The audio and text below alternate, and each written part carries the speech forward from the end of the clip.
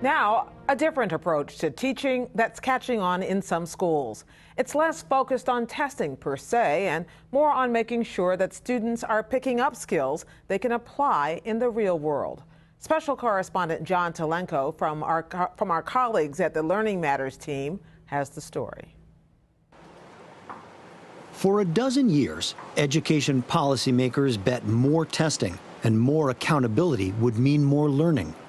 But the gains have been modest at best, and achievement gaps persist.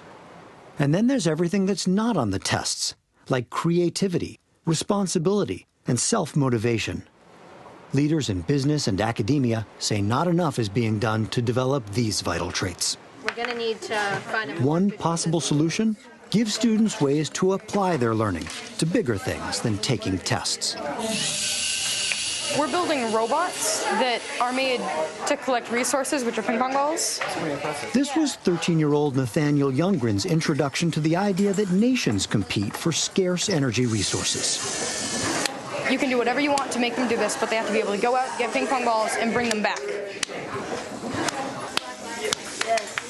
Building robots kicked off a 4-month study of energy by 8th grade students at King Middle School in Portland, Maine. It's the theme of all their classes, and it's led by science teacher Peter Hill. The school's approach is if everybody's engaged, everybody's learning as much as possible. So we plan, exciting, real-world things that are tangible for the kids, then do something really meaningful with it. So we need to revolutionize the way we use energy so we can improve people's lives. Hill handed the students an ambitious assignment to finish by the end of the course, to build their own alternative energy devices. You're going to create a device that captures natural energy and transforms it into something that's useful for people in some part of the world. The idea that schoolwork can and should have a real-world application is central to the philosophy at King. Second to last one says a building that uses passive solar technology. And a hallmark of what's called deeper learning.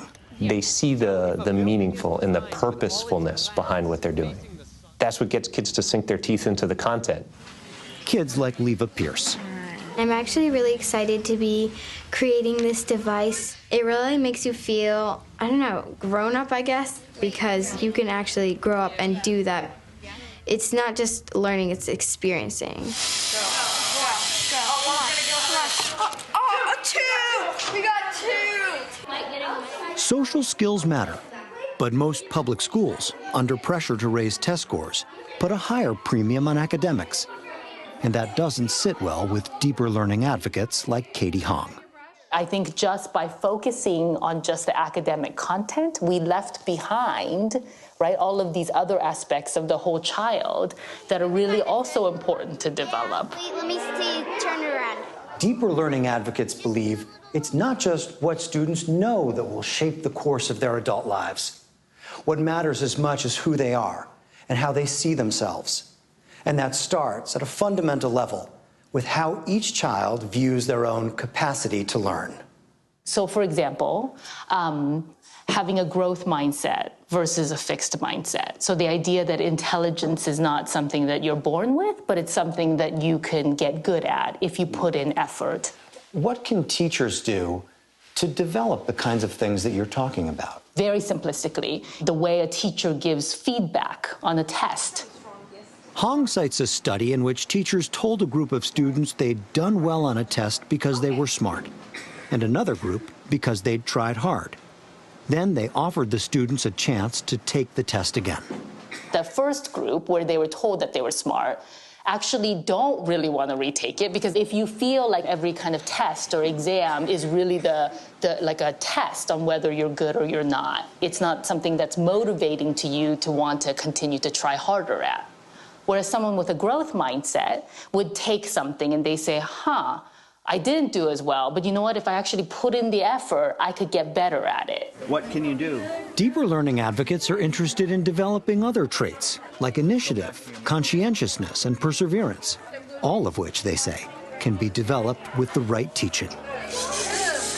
You actually have to give rigorous instruction and set really clear goals so that the student has enough mastery experiences where if the student, right, can actually see, wow, I set out to do this and I did do it. Homework out, please. The goal in Eleanor Terry's AP Statistics class at Telecommunication Arts and Technology High School in New York City is for students to learn to be producers rather than consumers. So I want to hear words like random number table. In most math classes, the teacher gives information and it's kind of linear. You know, I do, you do, we do, and then they're tested on it. Students feel like this is happening to me. How many polling sites are in Assembly District 41? Yeah. In the statistics class, they are going to create their own math. We will get a large variety. Last fall, Ms. Terry students were debating the pros and cons of various polling techniques. But to go deeper, she had students create exit polls of their own.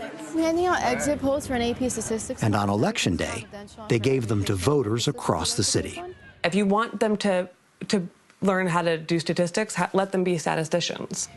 We're going to end up with thousands of exit polls, large data sets that you have to clean up, and it's going to be messy, and no one will have done that before. So that data is theirs, and whatever they discover is theirs.